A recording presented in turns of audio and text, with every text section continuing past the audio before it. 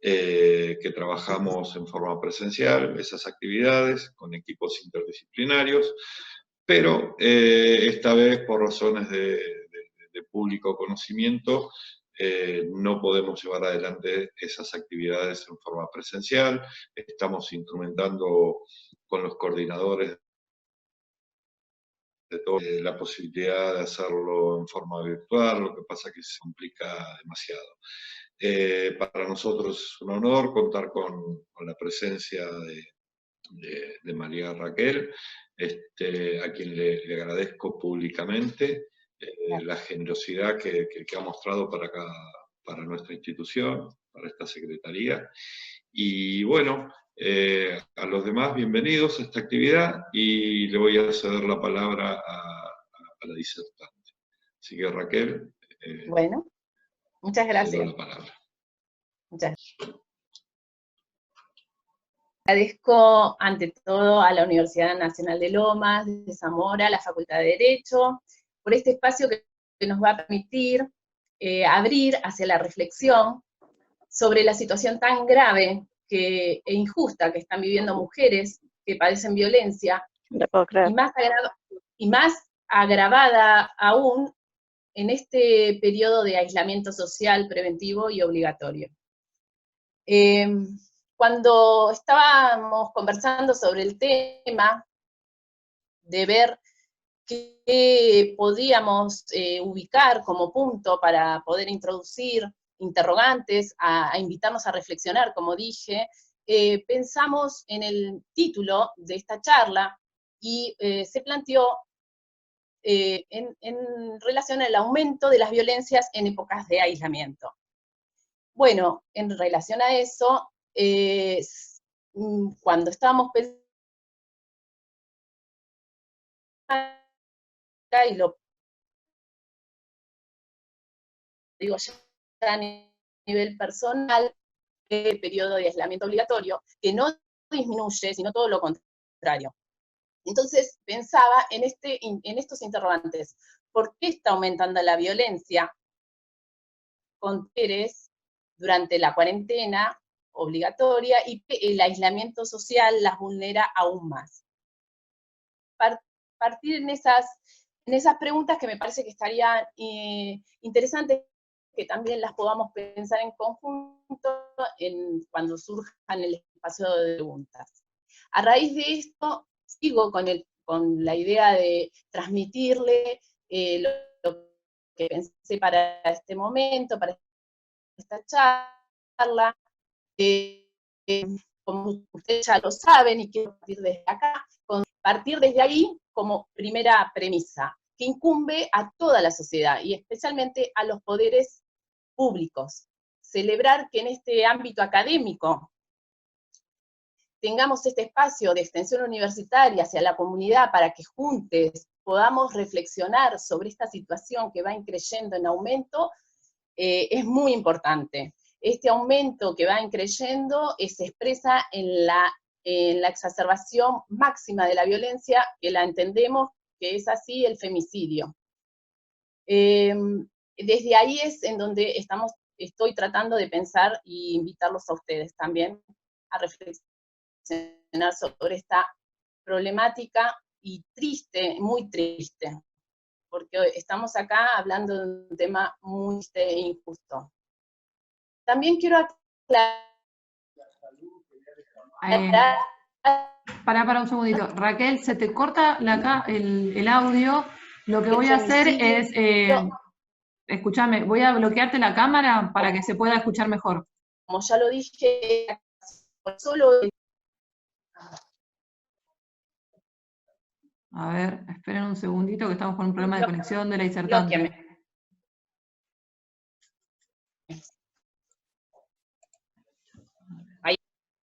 A ver, Raquel, habla ahora. Hola, hola. Sí, hola, sí. No. Hola, Raquel, ¿me escuchás perfecto? Hola, sí.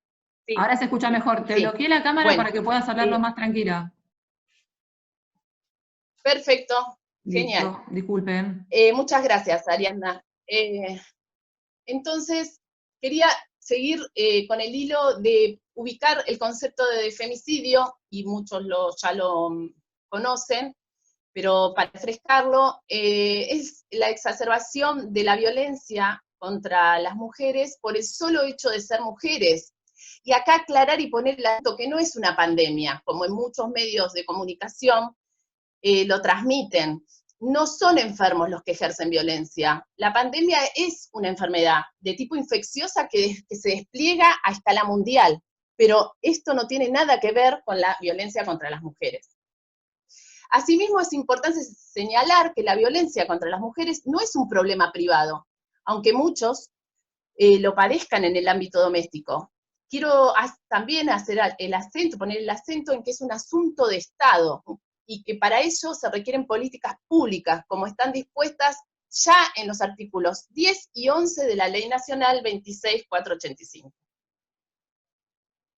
Para hoy, mi propuesta era hacer foco a las situaciones posibles que venían sucediendo antes y ahora durante la cuarentena, a saber, mujeres viviendo con el agresor y mujeres no viviendo con el agresor, quienes las continúan, estos agresores, acosando, hostigando, rompiendo con la cuarentena, para agredirlas con cualquier tipo de violencia.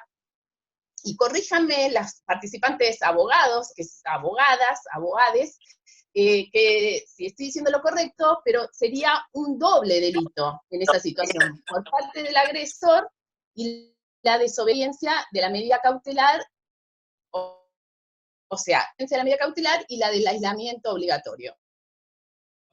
Digo de esto de doble delito, en estas circunstancias. También es importante diferenciar aislamiento social preventivo y obligatorio del aislamiento social que padece del que padecen las violencias las mujeres. Son dos aislamientos diferentes, y eso es importante también tenerlo en cuenta y diferenciarlo. El primero, que es el aislamiento social preventivo obligatorio, está decretado por el gobierno, como ya lo sabemos, desde el 20 de marzo hasta ahora, y con posibilidad de prórrogas o ser administrado con restricciones. Y el segundo, por definición, es una estrategia utilizada por el agresor para la víctima de su entorno y tener mayor dominio sobre ella. Ahí marco la diferencia entre estos dos aislamientos, ¿sí? Uno como estrategia del agresor y el otro en relación a lo que estamos viviendo socialmente. Esta estrategia en las relaciones es invisible en un comienzo y apunta tiene un objetivo central, en oprimir. Lo que también Bourdieu, en su ensayo La dominación masculina, lo define como violencia simbólica, ¿sí? A la opresión de género, ¿sí? Es una violencia simbólica, así lo nombra Pierre Bourdieu. Esta invisibilidad de esta opresión que de alguna manera, entre otros efectos, es el aislamiento. Dicho esto, planteo un interrogante a modo de reflexión. Este aislamiento social preventivo y obligatorio, tal como se planteó ese 20 de marzo, para mujeres en situación de violencia, ¿las vulnera aún más? ¿Y sería una forma de victimización secundaria? Lo planteo como pregunta, ¿eh? Las mujeres sienten el aislamiento, por tanto no poder ser escuchadas, muchas ya cansadas de andar por la ruta crítica, se les hace dificultoso acceder a las instituciones en busca de ayudas, y más con los agravantes de que si su agresor está con ellas en este periodo de cuarentena. Y sí, también están en situaciones de vulnerabilidad social y económica que no cuentan para poder trasladarse, más aún todavía. Si bien desde antes del 20 de marzo la línea 144, la línea telefónica, existía, ya desde hace años ya que existe, es de gran ayuda, pero no alcanza.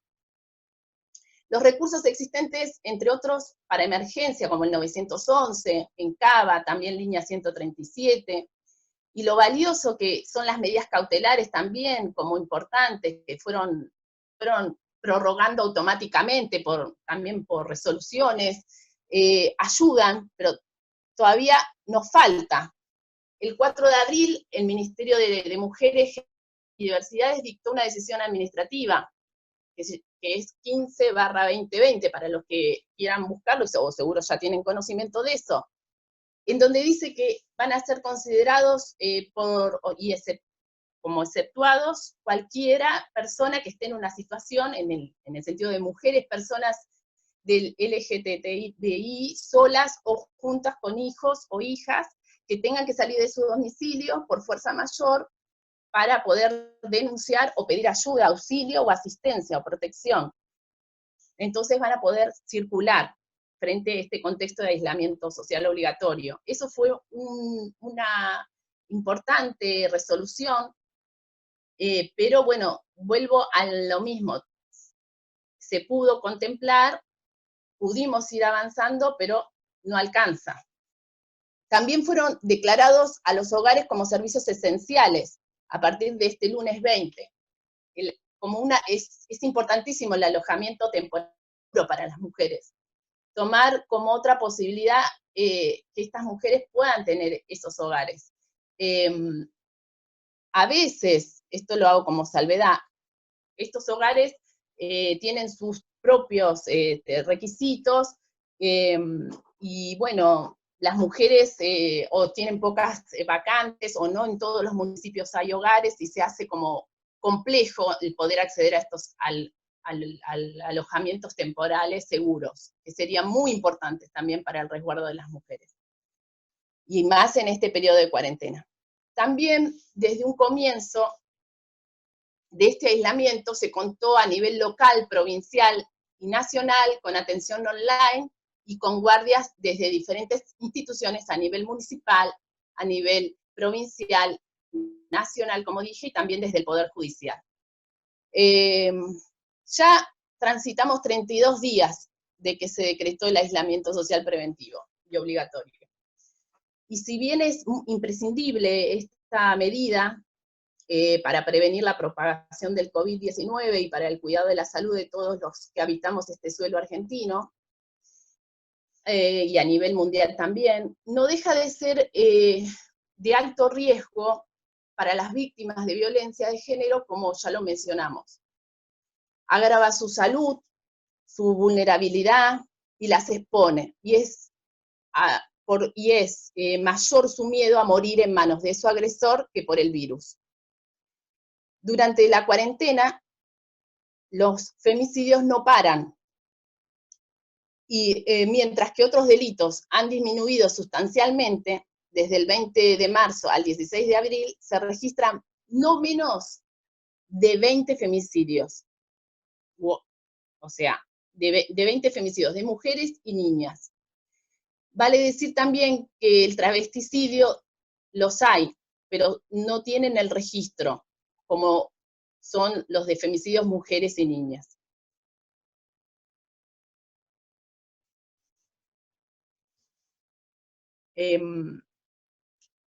No los visibilizan, lamentablemente, o sea, injustamente, ¿no? Se está pidiendo que se apruebe, frente a todo este cuadro de situación, se está pidiendo que se apruebe el proyecto de emergencia en violencia de género. Importante también lograrlo. Porque todo lo existente como recurso no está alcanzando para frenar que no sigan matando, que sigan matando a las mujeres, ¿no? No está alcanzando.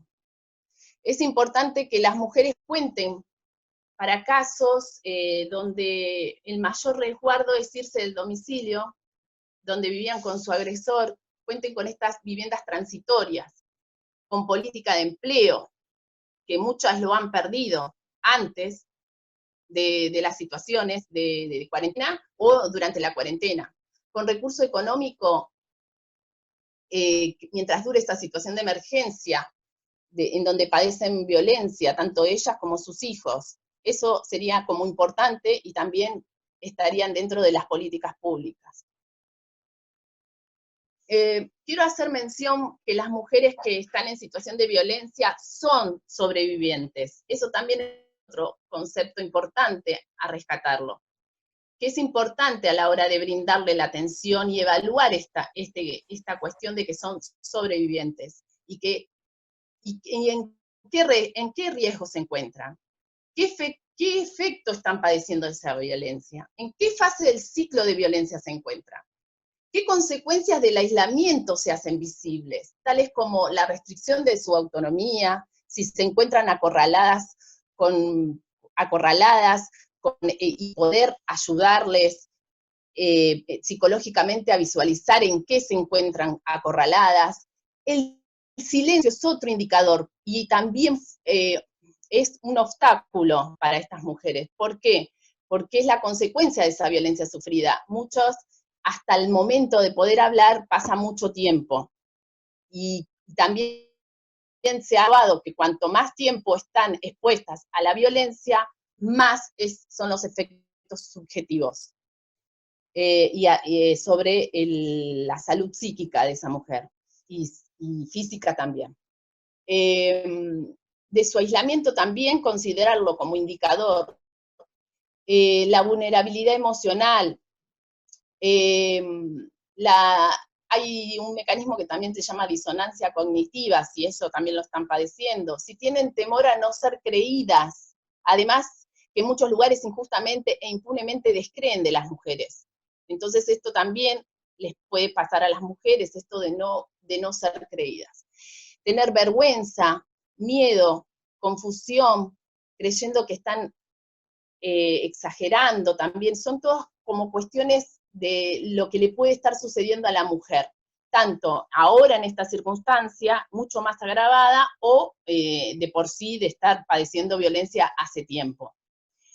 También hay otras situaciones que si se retractan por la misma violencia vivida, ¿por qué pueden llegar a esa instancia de retractarse? Porque sienten culpa, y en algunos casos tienden a proteger al agresor, todo por el mismo efecto de la violencia. Bueno, y quería también decirles en base a esto que en varias instituciones donde pude trabajar con diferentes equipos en ámbito de salud, equipos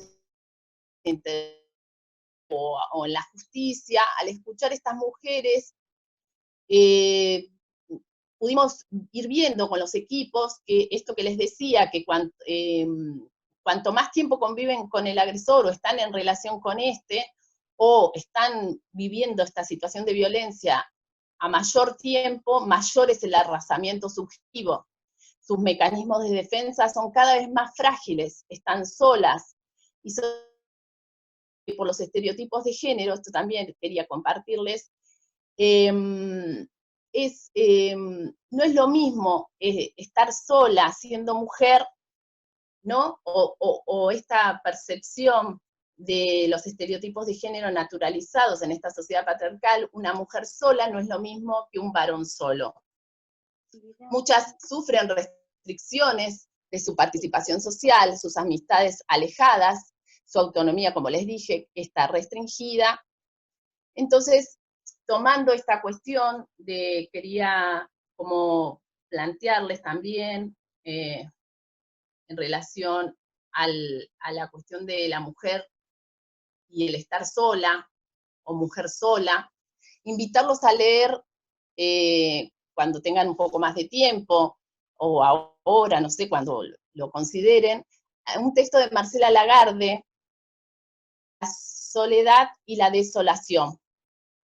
Lo pueden encontrar por internet. Lo repito, Marcela Lagarde, La soledad y la desolación. Esta autora comenta, empieza su texto diciéndonos, nos ha enseñado a tener miedo a la libertad, nos han enseñado a tener miedo a la libertad, miedo a tomar decisiones, miedo a la soledad. El miedo a la soledad es un gran impedimento en la construcción de autonomía. Y sigue con su texto, después lo van a ir leyendo, si en algún momento llegar al texto, sigue diciendo, para construir la autonomía necesitamos soledad. La autonomía requiere convertir la soledad en un estado placentero, de goce y de creatividad.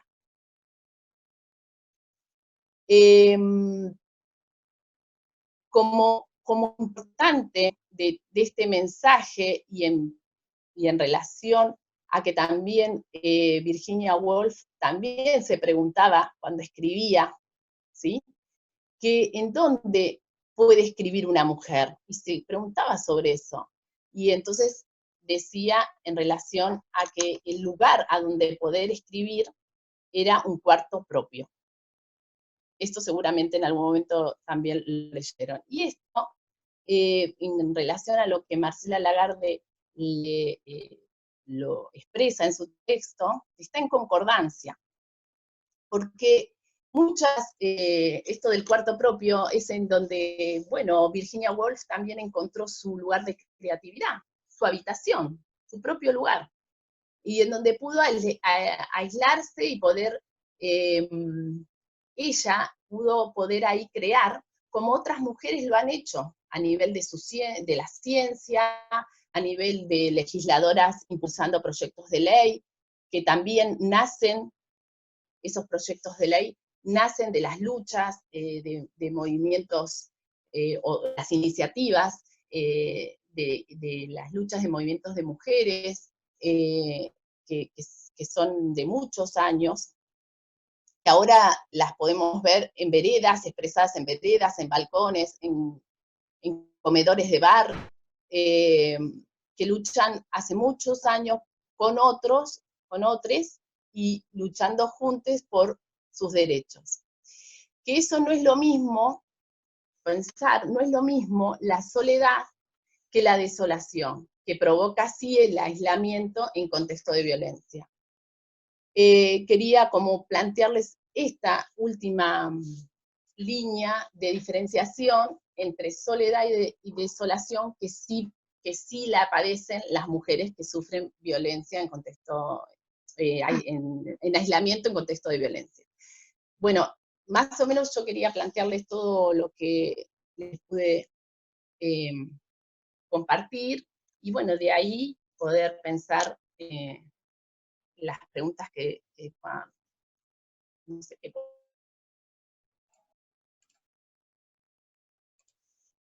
Raquel, ¿me escuchás? Sí. Bueno, ¿querés que abramos a preguntas? Sí. Bueno, sí. Si alguno o alguna quiere preguntar, puede hacerlo a través de los emoticones o en el chat, hacer alguna consulta, o yo les autorizo el micrófono. Vamos a tratar de que esté con el video. En caso de que se corte, vamos a volver a bloquearte la imagen para poder hablar tranquilamente. Alicia, Beatriz, ¿querés hacer una consulta? Quería preguntar si tiene que ver, porque conozco varios casos que cuando están con problemas de adicciones, incursionan sí o sí en violencias. Porque como en varios lugares y charlas, estos temas como que no se tratan. Son dos, vos ahí, perdón, ¿no? Sería como, la pregunta sería plantear dos problemáticas. No, en realidad una problemática, porque yo tengo entendido que una de las primeras causas es el abuso de sustancias o consumo, independientemente de otros, y en otros lugares no, en las charlas que he tenido. Bueno.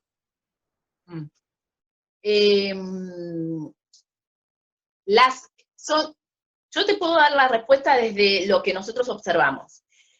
Son dos problemáticas diferentes. Ajá. Una es el consumo y otra es el ejercicio de la violencia. Lo que sucede cuando, por ejemplo, la persona que ejerce violencia y además consume, tiene dos problemas. Uno es el ejercicio de esa violencia.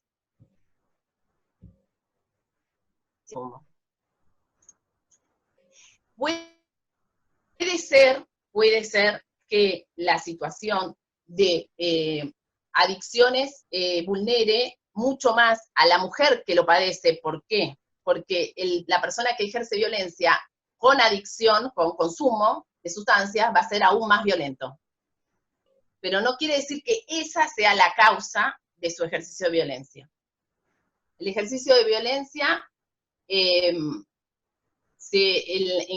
realidad se ejerce sobre esa mujer porque se la cree inferior y porque es un ejercicio de dominio sobre ella y por el solo hecho de ser mujer. No tiene que ver con el consumo. Son dos problemáticas diferentes. Gracias. No, de nada. Ahí le voy a dar la palabra al doctor Jorge Caruso.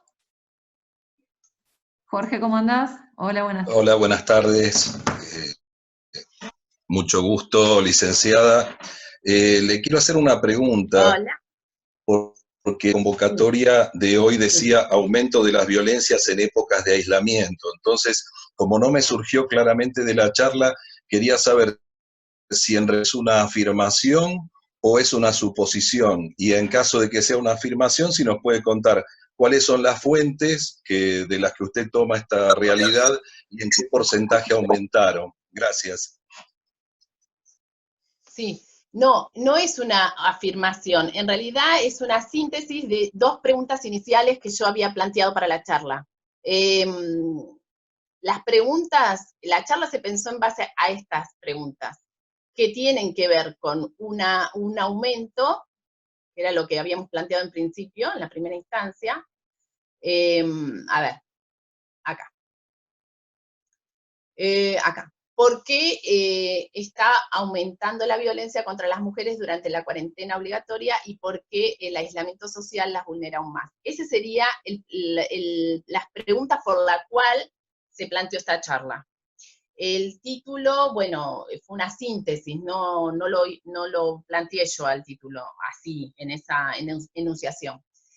El aumento de violencias está plasmado en lo que es el índice de las cantidades de denuncias y de los hechos por medios de comunicación sobre los femicidios. El aumento en realidad es de los femicidios, que más o menos se dijo en un momento de la charla, hasta la fecha, hasta el 16 de abril, a más de 20 casos de femicidio.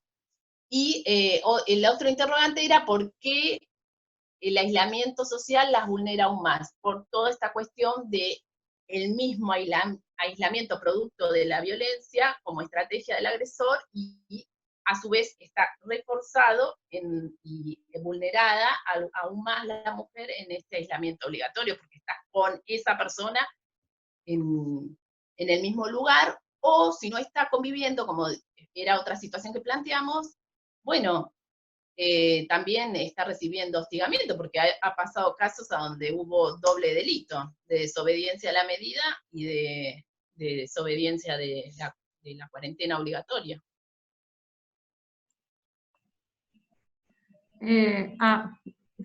Jorge, para que no te estoy... Sí, bueno, gracias por la respuesta. No, porque yo en realidad los datos que manejaba, que no, quizás, por eso le pregunté la fuente, porque quizás en provincia la realidad es distinta, los datos de capitales que la cantidad de denuncias bajaron muchísimo, obviamente también tiene que ver por la cuarentena, pero bueno, estuve buscando y no encuentro por ningún lado, sinceramente, números de que la violencia haya aumentado. En cuanto a los femicidios, también estamos... Eso. ¿Cómo? Que el aumento está puesto, la palabra aumento... Debajo... Perdón, algo no estoy escuchando. Sí, no, está bien. Digo que en cuanto a los femicidios tampoco aumentaron, porque el promedio que tenemos desde hace mucho tiempo es de 1 por día, lamentablemente, es una cifra horrorosa, pero tampoco se han disparado. Y digo que no dejemos de tener en cuenta que el 70%, casi el 70%, 67%, 68% de las denuncias de violencia familiar, por lo menos las tomadas en el ámbito de la capital federal, obedecen a personas que no conviven. Son parejas separadas o de novios. Con lo cual también, si es verdad que por un lado pobre la gente que está soportando la convivencia en situaciones así, también están más protegidas de alguna manera al no estar conviviendo. Bueno, pero muchas gracias por la aclaración, muy amable. No, de nada. De nada, gracias. Raquel, tengo unas consultas que me están haciendo en el chat. Sí. Me pregunta Den, quisiera preguntar si se da algún tratamiento para violentos o para agresores sexuales. Solo estoy al tanto sobre el tratamiento en la cárcel de Neuquén.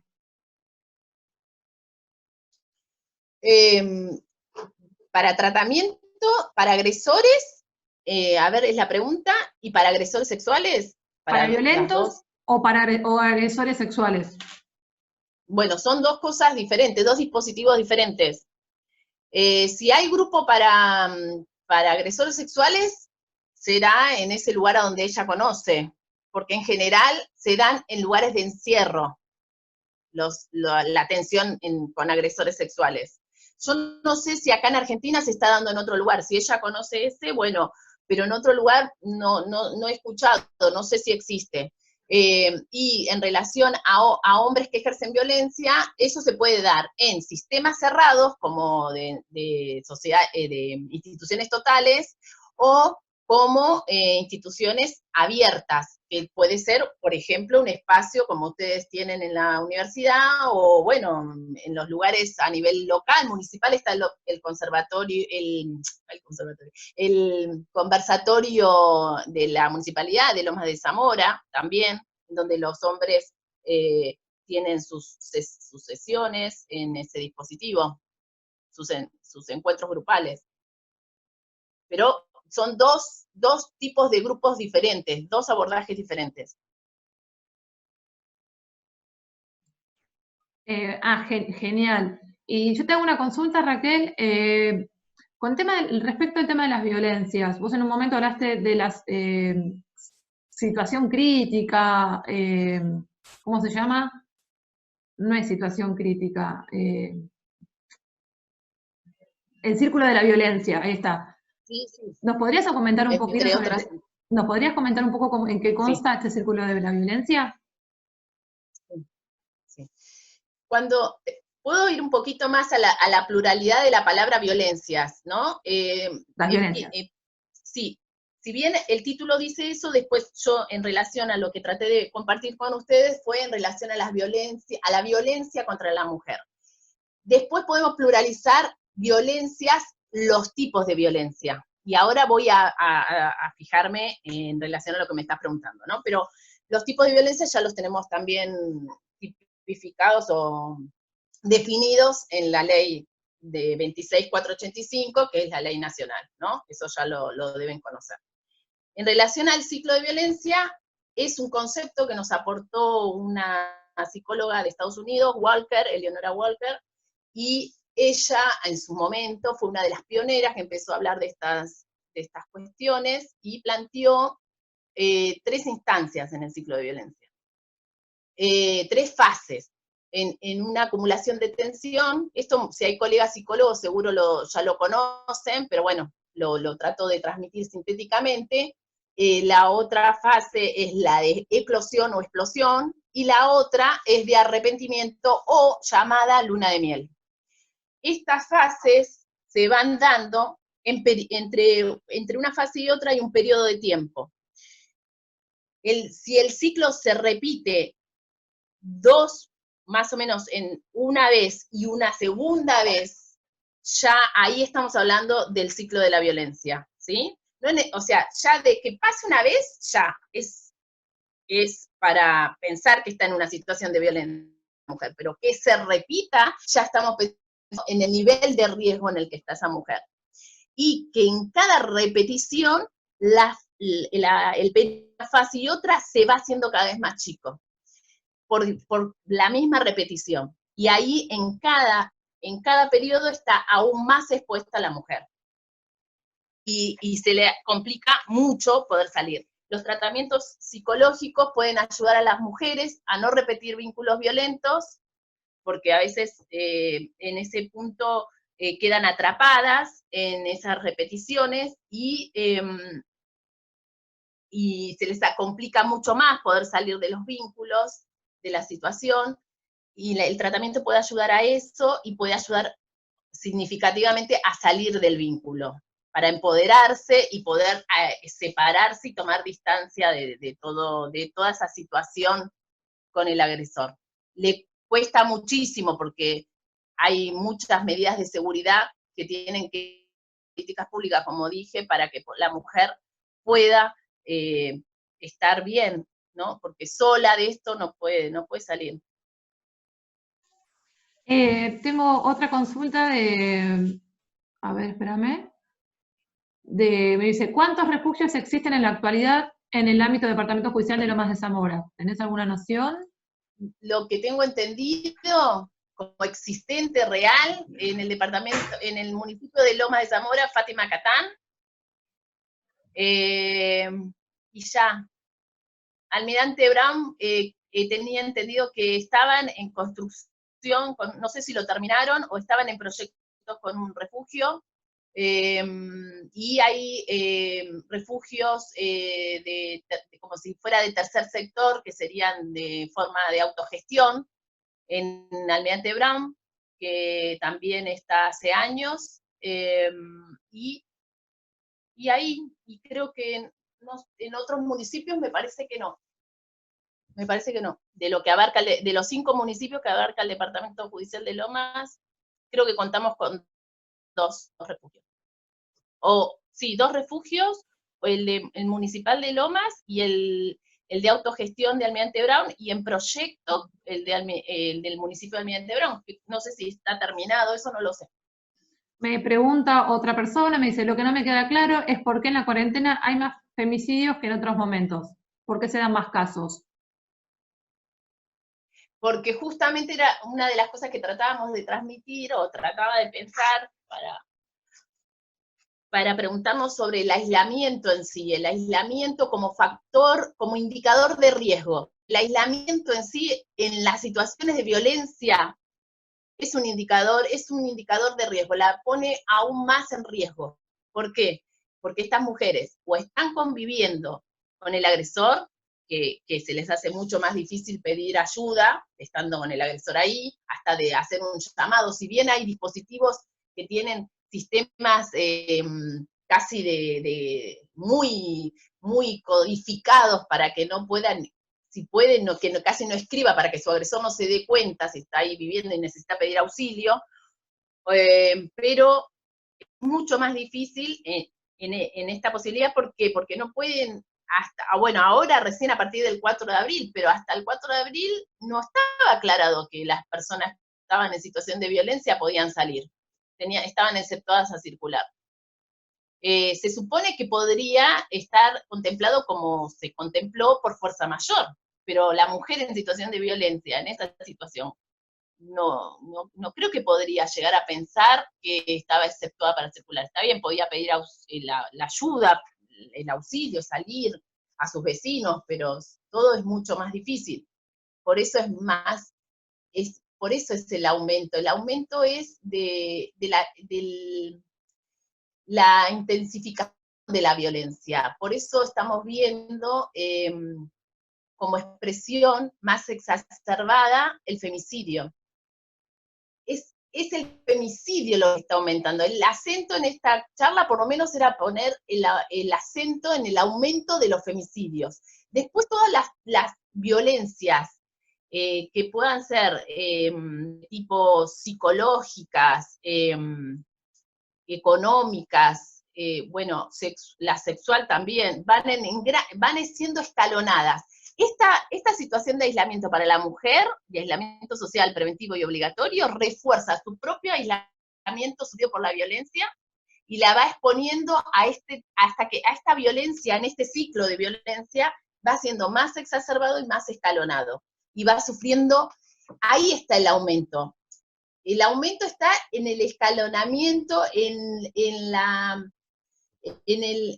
lo grave que son estas violencias en este contexto de encierro preventivo, social y obligatorio. A ver, no sé si pude ser clara ahí, a ver si no sé, a ver. Tengo otra consulta, pasa que está, dice Beatriz Irastorza, dice, trabajamos con hombres que ejercen violencia, que vienen al grupo por una medida cautelar, se nos hace muy difícil la convocatoria de la mujer que denuncia para que opte por un espacio terapéutico. Es como denuncia y se desliga en muchos de los casos. ¿Por qué? Beatriz, ahí te abro el micrófono para que hagas la consulta directamente, que va a ser más fácil. Ahí te autorice, Beatriz. Ah, bárbaro. Hola, no encontraba el abanico. Bueno, yo soy psicóloga, trabajo en Suipacha, provincia de Buenos Aires, y armamos un programa de trabajo con el juzgado cuando la mujer hace la denuncia dentro de las medidas cautelares, tanto sea el perímetro, que es la primera medida, también tiene una obligatoriedad el hombre de concurrir a un espacio terapéutico que funciona en el OMEI, en el hospital nuestro local, con un encuadre de taller psicosocioeducativo. Es como, digamos, a partir de esta obligatoriedad, la idea es que el hombre tenga un espacio de trabajo para poder hablar de la forma en que canaliza sus enojos, la parte de comunicación, todo con un encuadre más cognitivo, ¿no? Conductal. De ahí, la idea es que pueda pasar a un tratamiento individual, ¿no? Por el otro lado, con el área de violencia de género, de desarrollo social, una colega trabaja con la víctima, ¿no? Y se nos hace muy difícil el que pueda acceder, tanto sea a que estamos queriendo armar algo grupal, ¿no? Y también el espacio individual. Pero es muy reacia a concurrir. Lo que notamos en este año y medio que estamos trabajando con esto, es que hay como un desligue, ¿no? O sea, denuncié, ya está el perímetro, y no trabajo sobre eso. Por supuesto que a veces el hombre vuelve, ¿no? Termina el perímetro, hace este espacio, digamos, concurre al espacio, hay algunos que concurren al espacio y también al tratamiento individual. Y bueno, vamos viendo casos que vemos los beneficios de estos espacios, ¿no? Claro. Pero bueno, nos llama la atención, por eso si nos das alguna ayuda. La pregunta específicamente es por estas mujeres, ¿a dónde no estarían yendo? ¿Al mismo lugar a donde van los agresores o a otro lugar? Bueno, nosotros armamos un programa de abordaje a la violencia familiar. En este programa hay un espacio para hombres que ejercen violencia en el hospital, que es un taller psicosocioeducativo. Y ahí también se le ofrece el tratamiento individual al hombre, y desde desarrollo social, el área de violencia de género. En otro lugar. Claro, que trabajamos en conjunto, tratamos que la mujer tenga un espacio terapéutico. Pero ¿y en grupo también? Bueno, el grupo estamos intentándolo, pero no, es muy difícil.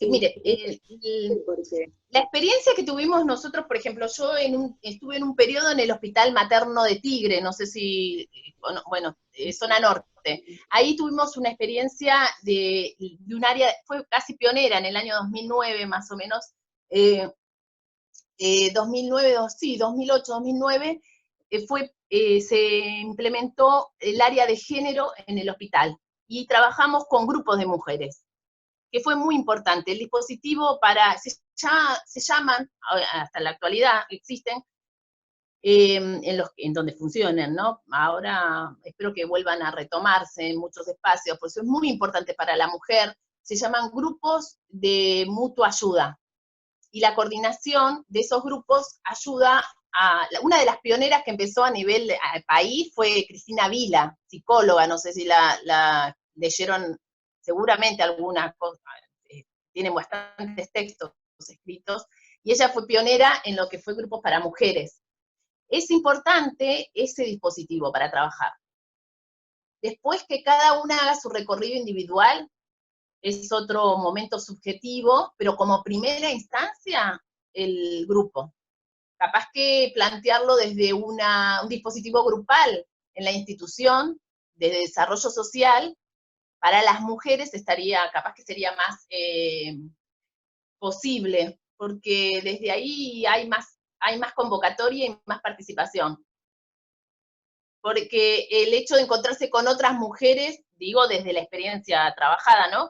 El hecho de encontrarse con otras mujeres en situación, y coordinado también por psicólogos y trabajadores sociales, fue bueno en la experiencia que se fue dando con las mujeres.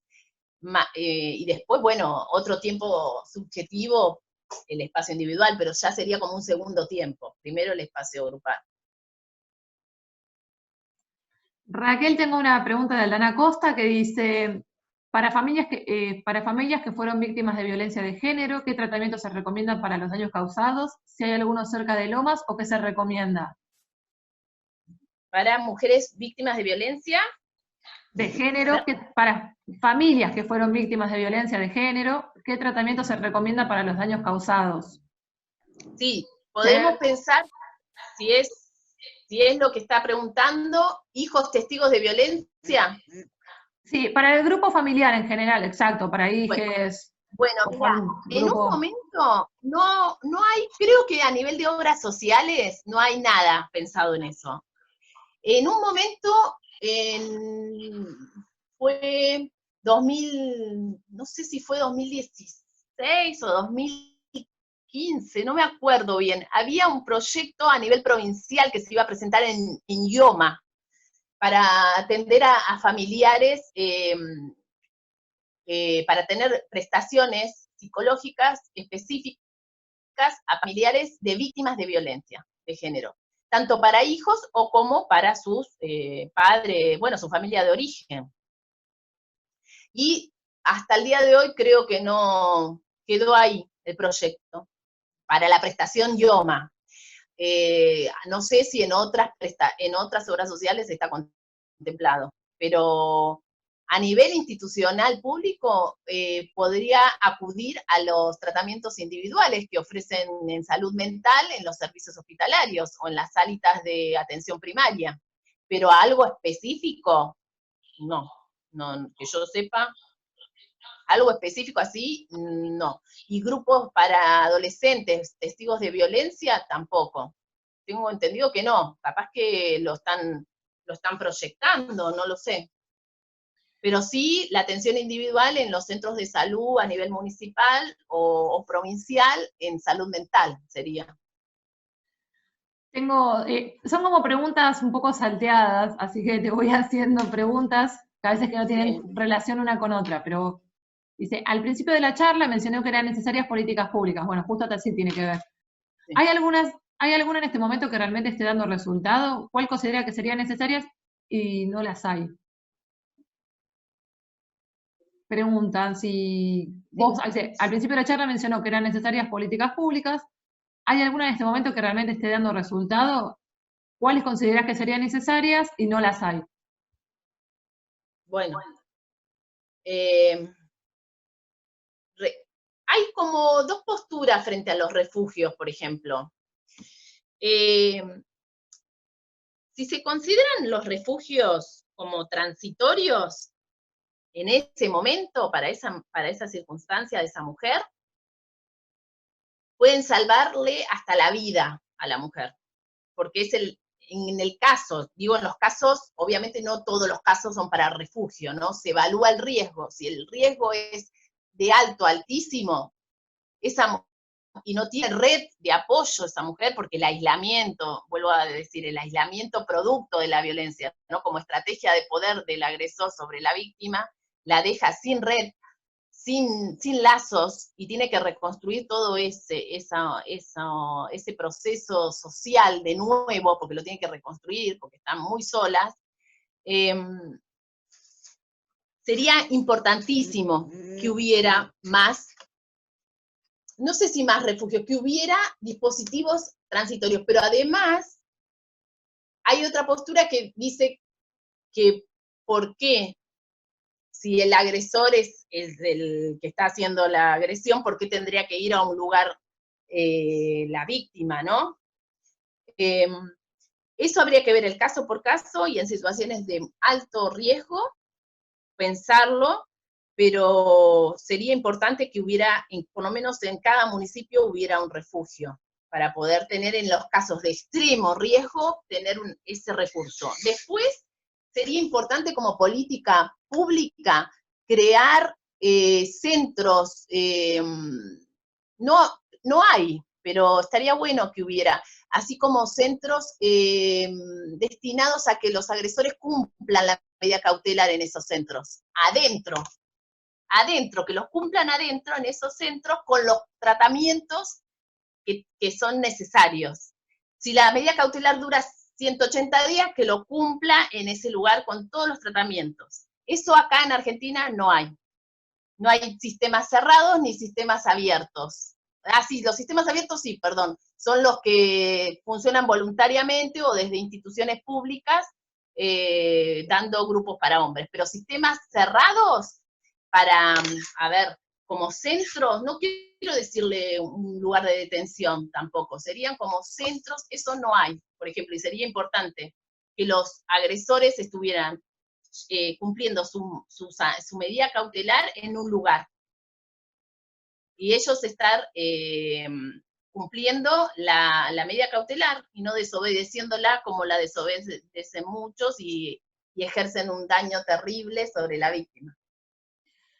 Raquel, ya que bueno, las participantes lo saben, vos en el 2018 estuviste en España, estaría bueno que cuentes un poco tus conocimientos y cómo es la situación en España y cómo se manejan estos temas con respecto a qué se hace con...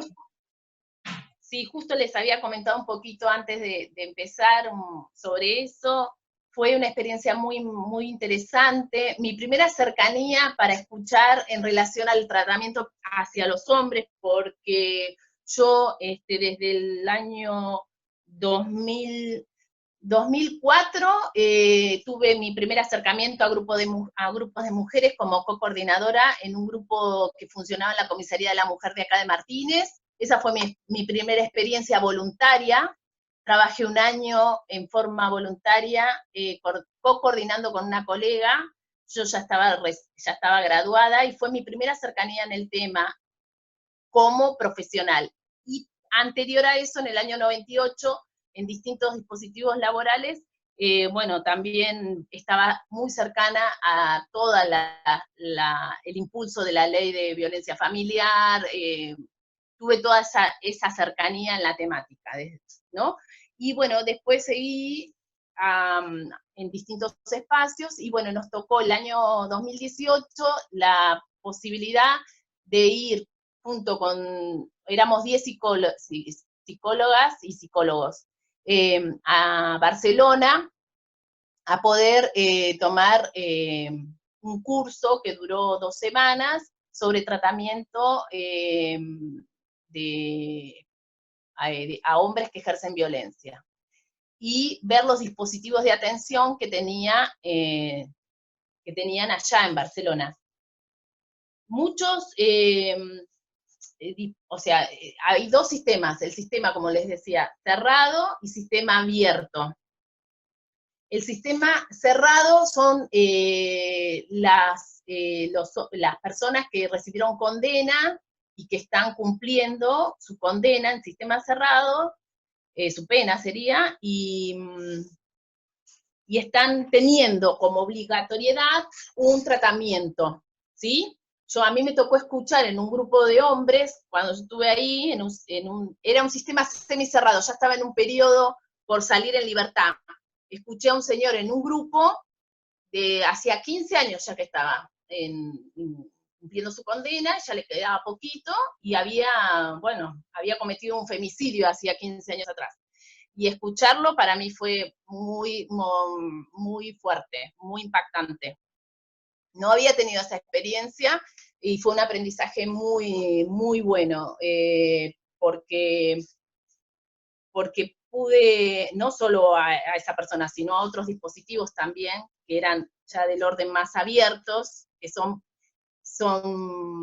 instituciones municipales que funcionan en Barcelona para atención, como pautas de conductas, ya los marcan, o sea, si no hacen ese tratamiento, tienen que ir a cumplir su condena en contexto de encierro.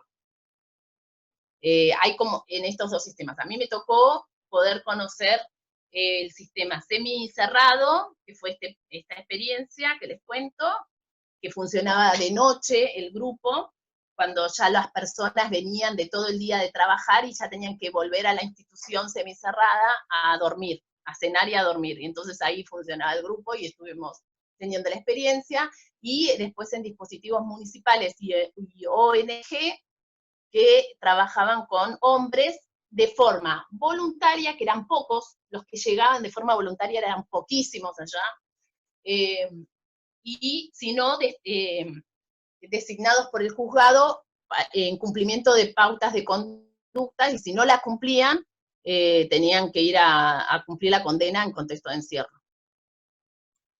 Bueno, y así fue la experiencia, y muchas, también tuvimos la sorpresa de encontrarnos con una colega psicóloga argentina que está desde el 2001 impulsando una ONG y trabajaba con hombres en esta situación de cumplimiento de pautas de conducta. ¿Sí? O sea, ella daba el taller terapéutico psicoeducativo para estos dispositivos. Y si no lo cumplen, tienen que ir a cumplirlo en contexto de encierro. Tengo una consulta. Sí. Disculpa, pensé que había terminado. Y bueno, y quería contarles que, bueno, que también hay mucho, la sorpresa de eso fue que muchas fuentes teóricas fueron citadas desde los aportes también de Argentina, o sea que también ellos tomaron cosas nuestras para poder pensarlo. Y bueno, me pareció interesante como intercambio. Y el conocer la ciudad de la justicia, los juzgados de violencia, que en el mismo juzgado están sería como un interfuero civil y penal. Fue muy, muy interesante cómo abordaban el sistema, el fuero juzgado de violencia. También fue muy interesante conocer esto. Bueno, tengo las últimas dos consultas. Yasmín Tenorio, y después, bueno, a Yelén te voy a dar la palabra. Yasmín pregunta, ¿es posible la recuperación, digamos, por medio de los tratamientos en esos centros del hombre violento, teniendo en cuenta el nivel de machismo que puede tener en contacto, o sea, ya sea a nivel familiar o en la sociedad? Bueno, esa pregunta a mí me la tuve desde siempre. Y la verdad que la pregunta es si es posible, ¿no? Hay que ver el caso por caso. Sí, hay que ver el caso por caso. El porcentaje costó mucho poder saberlo cuando yo, por ejemplo, estuve allá, porque no dicen mucho eso. O sea, no era muy alto. No era muy alto. Pero era muy poco el porcentaje de recuperación. Pero bueno, lo importante es que el Estado también se está ocupando de esa situación de personas que ejercen violencia. O sea, es importante que el Estado se ocupe desde las personas que padecen la violencia y de las personas que ejercen violencia. Pero la población más fértil para trabajar esto lo digo en acuerdo con otras colegas también, es la adolescencia, como modo de prevención. La adolescencia y, si se puede, desde la niñez, desde que nace, desde la cuna, como dice una colega, poder trabajar en prevención en violencia de género. Esa sería como para poder realmente tener una efectividad para que no haya personas que ejerzan violencia. Le doy la palabra a Yelén, y esta es la última pregunta, así que a Yelén, ¿ya tenés el micrófono abierto? A ver. ¿A Yelén me escuchás? Ay, espera que no estaría abriendo el micrófono de Yelén.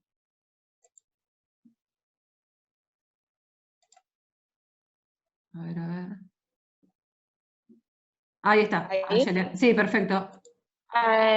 Sí, preguntarle si desde la psicología hay algún rasgo en común que tengan los violentos o los femicidas, si bien todos nacemos en un sistema patriarcal y todos estamos inmersos en el machismo desde que nacemos, ¿ha podido ver en los estudios algún rasgo distintivo en estas personas que terminan ejerciendo la violencia por ahí en mayor medida que otros, digamos? Porque hay violentos que por ahí ejercen violencia económica, simbólica, etcétera, ¿no? Pero hay otros que ya ejercen una violencia física. Si hay algún desencadenante o alguna cosa de la psicología que lo haya estudiado. Mira, en la psicología puede haber distintas áreas, ¿sí?, o distintas corrientes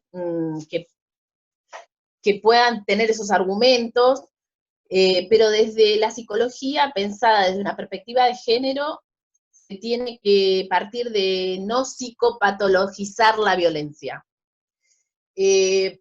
Porque si no, viste que en un momento también tratamos de, o en un momento de la charla, diferenciar y decir que las situaciones de violencia no es lo mismo que, como han pasado en varios medios, igualarla a una cuestión de pandemia. No, porque la persona que ejerce violencia no es enferma. Entonces, si partimos desde ahí, no podemos poner esta tendencia, porque hay dentro de mi gremio una cierta tendencia de psicopatologizar la violencia y queda reducida a cuestiones casi, como te diría, atenuantes a los hechos. De hecho, ha pasado muchos años, no sé si has escuchado, cuando se consideraban emoción violenta, cuando hablaban de las situaciones, las presentaban en los medios de comunicación, emoción violenta, ¿no? O ¿cómo se llamaba? Había otra cuestión. Crímenes pasionales. Eso, no me sabía, exactamente. Vos decís, ¿cómo podían presentarlo desde ahí? Porque había toda una ideología, una cuestión de ciencia que hasta ahora le cuesta incorporar la perspectiva de género y poder pensar en las situaciones desde una perspectiva de género. Entonces, que una cuestión de ejercicio de poder abusivo lo pueda ejercer un neurótico, lo pueda ejercer un psicópata, o sea, cualquiera de esas dos estructuras psíquicas la pueden ejercer. Entonces, no sé si habría que partir desde porque esta situación, esta problemática de violencia, no se puede pensar desde una sola disciplina, primer punto. Hay que abordarla desde la interdisciplina. Y esa interdisciplina tiene que ser desde una cuestión de perspectiva de género. Si no se aborda desde ahí, es muy, muy difícil, y caemos en reduccionismos psicologizantes, en atenuar cuestiones que no son atenuantes. Bueno, los medios de comunicación ni hablar, la violencia hasta simbólica y mediática que promueven es terrible. Ahí falta muchísimo perspectiva de género, y muchas periodistas luchan por eso a nivel local. Están hace muchos años militando sobre la perspectiva de género en los medios de comunicación, y en distintos medios hay periodistas con mucha lucha y tratando de transformar eso, pero es muy difícil. Y volviendo a la pregunta, no sería el camino ir hacia el diagnóstico, hacia si es psicópata, si es neurótico. De hecho, a ver, podemos pensar en que la respuesta a un posible, si esa persona quiere cambiar y pide ayuda y va a un grupo de hombres, para las admisiones o sea, no hay psicopatías de base. Si hay psicopatías en los grupos no se admite, porque es muy difícil trabajar ahí en la implicancia. Pero bueno, eso no sé si te da un poco la respuesta.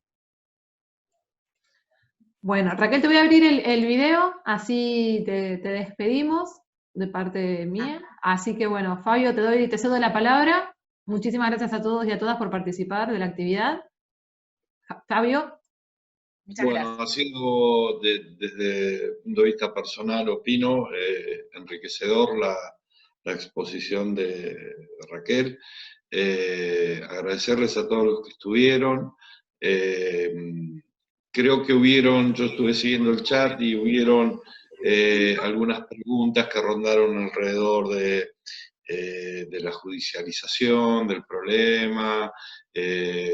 Yo creo que la mirada de esta charla era un poco la mirada desde la psicología, con lo cual eximo a la disertante de opinar sobre cuestiones vinculadas a lo jurídico, sobre todo. Estamos en una facultad de Derecho, obvio, y yo creo que la mayoría de los que están acá tenemos esa mirada sesgada por las leyes, por los procedimientos, por el Estado, pero básicamente quería decirles que esto fue enfocado más hacia lo psicológico, así que si alguno se quedó quizás con algunas dudas razonables, lógicas, de este tema de la violencia y la justicia, lo vamos a seguir trabajando, como es en el caso de que hemos tenido acá a Alicia Taliercio, que es jueza de familia y ha puesto su mirada en lo que pasa en el juzgado con el tema de la violencia. Vamos a convocar a fiscales especializados en el tema, pero bueno, básicamente aclararles esto y agradecerle muchísimo la presencia de la licenciada Vázquez y bueno, ya nos iremos encontrando nuevamente a través de este método en otros espacios, y también la Secretaría de Extensión está abierta a todos ustedes, a los participantes, a que nos ayuden a pensar, a proponer temas, a intercambiar ideas. Digo, tratamos de tener acciones que tengan que ver con la comunidad. Y comunidad para nosotros es la comunidad universitaria y la comunidad en general. Así que bueno, buenas tardes a todos y espero que nos veamos pronto. Gracias por estar como siempre. Muchas gracias. Bueno.